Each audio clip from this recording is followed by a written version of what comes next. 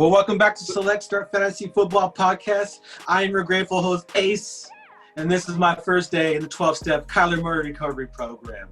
That man killed me on Sunday. Week 3 is in the books, and joining me are the usual suspects. Kosher Killer's in the house, and so far this season, mixed results for his fantasy team. It's still early, though. It's still early. We got Big Baller in the house. Big Bagel over here. Big Baller's in the house, 3-0. No sign of slowing. He's got the smooth beanie game on point, man. He's feeling good about his fantasy life these days. Hey, and last week, 3-0 means nothing. The season's got weeks left in it. If you 3-0 right now and you're celebrating anything, you got a whole lot left you still got to get done. We're not celebrating until it's the end of the season and the chip is won. That's the spirit.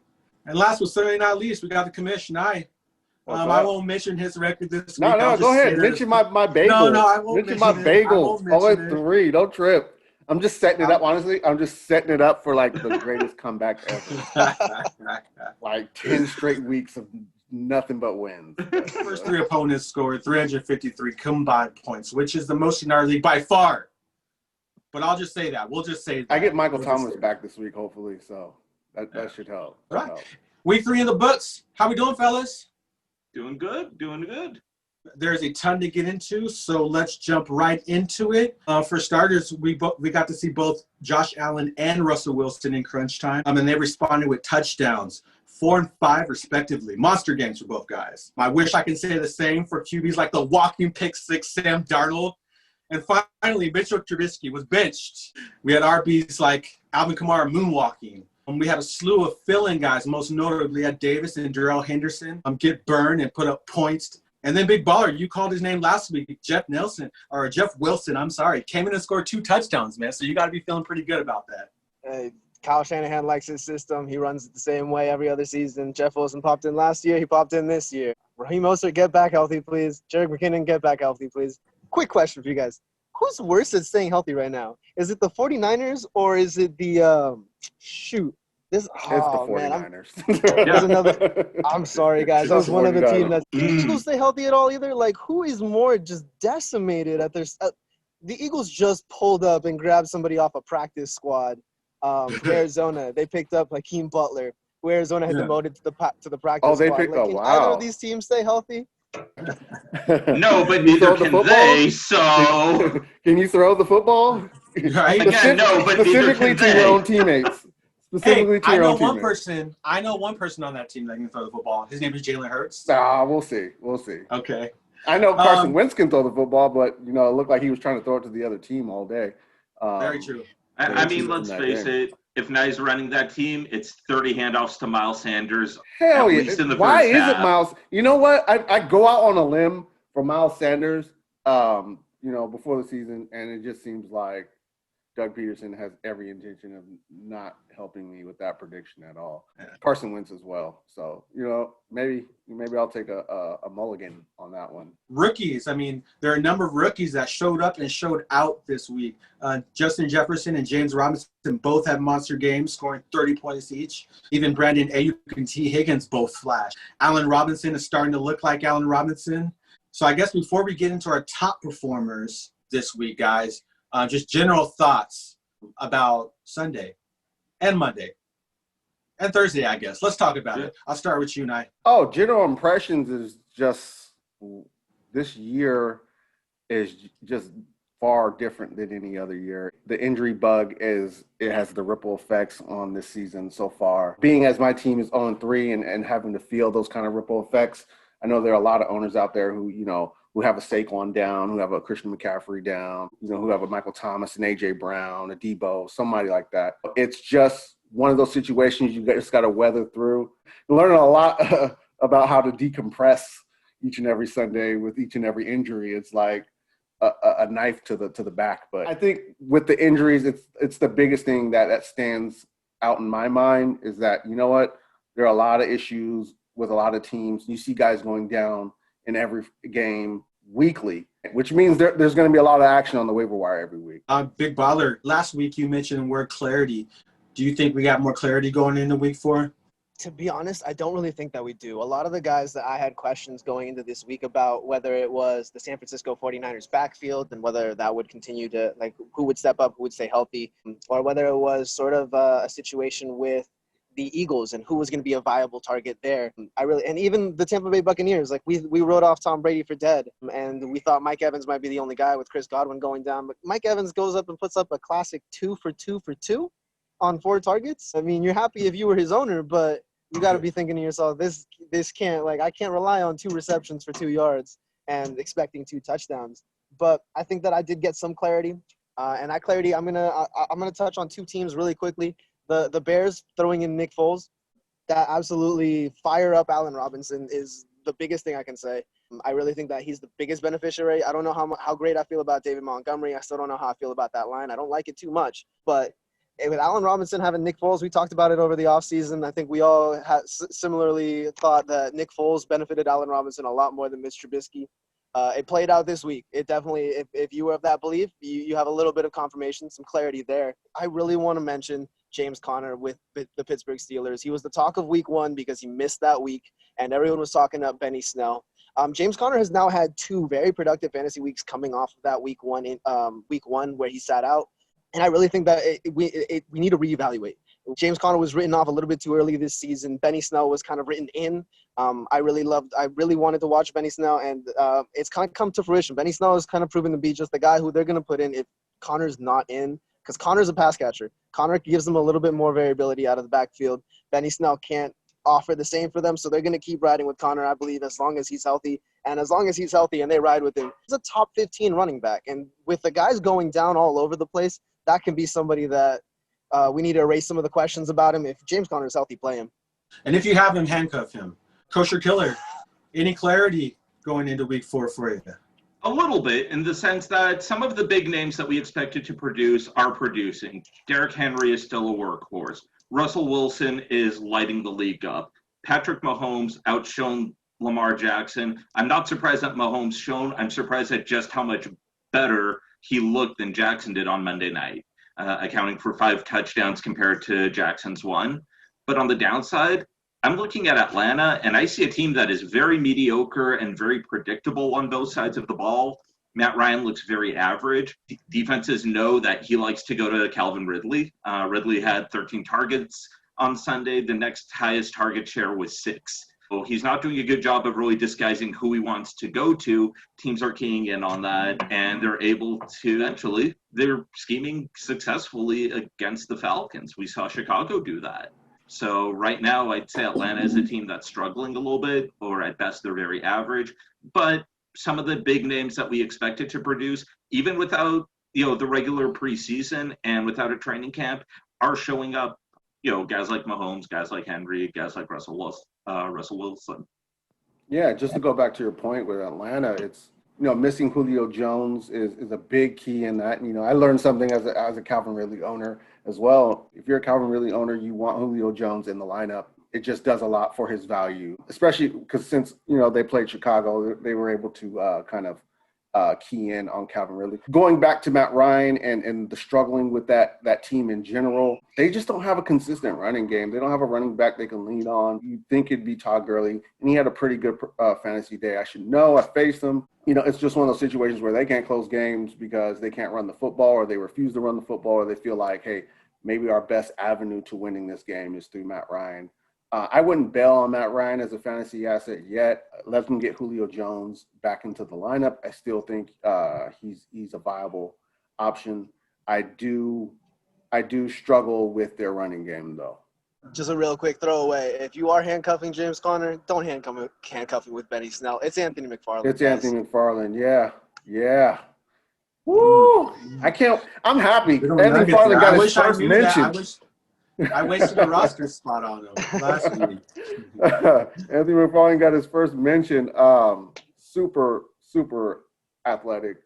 I was glad to see him get some burn. I touched on a few players in the opener that had great performances. I'll throw it back at you guys. Bonus points for anyone who mentions Rex Burkhead. I'll start with you, Nye. You know what? Just for you, I am going to mention your boy, Rex Burkhead, the one man. who stole my heart in a bad way this weekend. He snaked all my touchdowns away from Cam Newton. And there's more where that came from. Well, he rushed 6 times with 49 yards. He had 2 touchdowns on the ground. He also had a touchdown through the air, which kind of helped. But yeah, like he looks when James White isn't in the game or is out, he looks to be like that passing down back, the short yarders back down near goal line, which is going to provide him a lot of opportunities for touchdowns. See, he's kind of like the in between in this backfield between Sony Michel and James White. He's like the perfect combination of both. I think Rex Burkhead is a great pickup. One guy I'm highly advising to pick up off of the waiver wire this week. Any player that Bill Belichick rosters year in and year out, a roster spot, I would think on the surface is more valuable in that organization than anywhere, Kosher, top performers. I mentioned some of them earlier. I want to give some shout out to James Robinson on Jacksonville. So far this year, he's been used a lot more as a runner than as a receiver out of the backfield, but that changed on Thursday where he had 2 rushing touchdowns, but he had 80 yards as a receiver compared to only, I think, around 60 yards on the ground. But that said, he's consistently getting 100 or more yards from scrimmage in these games. He's finding the end zone. He's been really impressive for a Jaguars team that I thought would struggle after they lost Leonard Fournette. Yeah, I want to hop in on that and back everything that Kosher said. With James Robinson especially, I know I've heard it this past week, just going around the water cooler that, oh man, don't buy in on James Robinson yet. Devine Ozigbo is going to come back. Raquel Armstead's going to come back. I don't believe that them coming back is going to hurt James Robinson's value at all. No, it's his job now. Yeah, exactly. It's his job. He's performing in it. He's shown that he can pass catch and run the ball. And I remember hearing some reports right as the season was about to come out that the reason they let Fournette go wasn't Devine Ozigbo performing in camp. It wasn't Raquel Armstead who they had last year. They saw James Robinson in camp, and it gave them the confidence to say, we can let Leonard Fournette go. This just confirms that what they were talking about right back then it was factual. James Robinson is the guy in Jacksonville. I do want to mention one more. Justin Jefferson. Man, this man had a heck of a day. He caught 7. He had 7 receptions for 175 yards. 7 receptions for 175 yards and a touchdown. Excuse me. He balled out. We were just talking last week about how Minnesota really didn't have anybody opposite Adam Thielen, and Justin Jefferson showed up in a big way. Good stuff. Before we get to disappointments, I'm going to do it again. I'm going to make a new segment. And I want to highlight 2 guys, and I'm going to call this segment On the Clock. I'm going to highlight 2 players who I feel are on the clock. First, I'll talk about A.J. Green. With just under 26 fantasy points combined in 3 games and 0 touchdowns so far and 28 targets. Guys, is A.J. Green on the clock? I'll start with you, Big Baller. I got to take a mulligan because I'll admit I was higher on A.J. Green than I even admitted during the offseason. I really believed Burrow coming in and A.J. Green being healthy and getting peppered with targets, that he was going to be a top 24 wide receiver. I'm going all the way back on that now. I think this is T. Higgins by the end of the season. I think A.J. Green moves on to somewhere else, but I no longer see A.J. Green as a top 24 wide receiver. I don't know that I see him as a top 32 wide receiver. I'm actually making my call right now. I think end of season, T. Higgins is the guy to own. It's going to take him a couple weeks. I don't think he's there right now, but I believe that if you have a Cincinnati wide receiver, Tyler Boyd's going to be your guy for the rest of the season, but I think T. Higgins might have T. Higgins is going to have the games that I wanted A.J. Green to have. A.J. Green, you're not just on the clock. Your time has run out for me. I'll see you next season if you end up in a good situation, but for now, A.J. Green, I'm putting you in the T.Y. Hilton, see you later until you perform better. Holy smokes. Kosher Killer. Jump Go in pick up Mike Thomas. Man, I've got to co-sign everything Big Baller just said. I do think that Boyd is going to put up the more consistent points if you're looking at a Cincy receiver. But as Big Baller said, T. Higgins is probably going to have the games that you expected out of A.J. Green. A.J. Green just has not produced so far. He hasn't developed that on-field chemistry that I thought he'd develop with Joe Burrow. I've got similar complaints because I'm good at complaining about guys like T.Y. Hilton, about guys like Zach Pascal. I'd hold the brakes on A.J. Green. I know he's underperformed. New quarterback. He spent all last year out on injury. But I would hold on to AJ Green for one reason and one reason only. He's going to get traded. I'm calling it right now. AJ Green will not finish the season with the Cincinnati Bengals. It makes no sense. He's on the franchise tag right now. They're going to lose him at the end of the year anyways. Why not recoup some of that? Why not recoup an asset from somebody for AJ Green, which is why I'm calling AJ Green to the New England Patriots at some point in time during this season. I am just relieved for him and for me that you didn't send him to San Francisco, because that man has been injured already. He does not need to join the rest of the IR squad. We should be talking about Joe Mixon and how we've talked about Joe Mixon for 2 straight weeks, guys. He's the more disappointing player. I'm going to make it a 3rd straight week too. Yeah, he's the more disappointing player. I'm more disappointed with Joe Mixon than I am with AJ Green. I do want to hop in here on the Joe Mixon take, because last season Joe Mixon absolutely did it. He started off slow and then bounced back. I loved it. I bought into Joe Mixon. This is by no means definitive, but last year Mixon wasn't getting the same touches to start the year. He started the year with 6, 11, 15. He didn't get up to 19 touches till week 5, and he didn't have back-to-back weeks with more than 10 touches until after the bye. So Mixon was getting less touches, and it made sense when the volume went up, Mixon's production went up, and he finished the season averaging like 25 touches per game. He's up at around 22, 23 touches per game right now. Giovanni Bernard has taken almost all of his passing game work. I was looking at some of the numbers, and on one of my waiver wires, Giovanni Bernard has had about 15 receptions in the last 2 weeks. And it's not enough to get him fantasy viable, because he's getting you about 5 to 7 points himself. But it's taking all of that passing game volume away from Joe Mixon. Joe Mixon has high running volume and is not performing on it. His yards per carry is under 4 in every single one of his games. But he's got high rush volume, so I can't see him getting much more. Clearly, Giovanni Bernard, for some reason, is getting this passing game work. I want to say that it changes, but right now there's been no indication that it's on the verge of changing. Joe Mixon could really start to fall into that range where you have to readjust just what you think Joe Mixon's going to be. Like, if he gets a touchdown, he's in that 17-point range. You got a good week. Don't worry about it. But I know people that took him in, like you said, 2nd round. That's no longer the guy you have on your roster, and you got to start valuing him differently. Yeah, he's right now playing like an RB3. He's not. I wouldn't even put him as an RB2. He's got something like 52 carries for 164 yards, no scores on the year. That's not going to be the yardage that you need out of an RB1 or an RB2. Every chance that I get, I want to mention this. I mentioned it last week, and he did it again. Back-to-back weeks. Derek Carr should have been started over Lamar Jackson, because in the last 2 weeks, Derek Carr has performed better and given you more fantasy points. That's your PSA on Lamar Jackson's season at this point. Hey, how do you not start Lamar Jackson though? That's tough. Yeah. That's a tough lineup decision to make. That's like. Any other notable disappointments before we move on to pick 2, fellas? I mentioned Kenyon Drake. I went in on David Johnson last week, and he's probably still on this list as well. Just guys who haven't turned the corner yet, who are kind of just disappointing. Kenyon Drake's in that boat. A lot of guys this week definitely showed up and showed out, but there were like just as many disappointments. You have guys like Kyler Murray threw 3 interceptions. Honestly, he probably should have thrown 6 interceptions. The way he was playing, very sloppy, very forced. All right, moving on. Pick 2, fellas. 1 offense, 1 defense. For me, players like Carlos Hyde, who's coming in for Chris Carson this week. Jason Paul-Pierre has had a sack in every game this week coming to mind. I think who it's you guys Jason got? Pierre-Paul. I think it's Jason Paul-Pierre. My mistake. My mistake. Right before we hop into this, can I ask you guys a quick question? I just want to see thoughts on this. If you have to buy in to one of these 2 passing attacks and the options you have, are you buying Baker Mayfield, Odell Beckham, and Jarvis, or are you buying the Colts? Give me the Colts.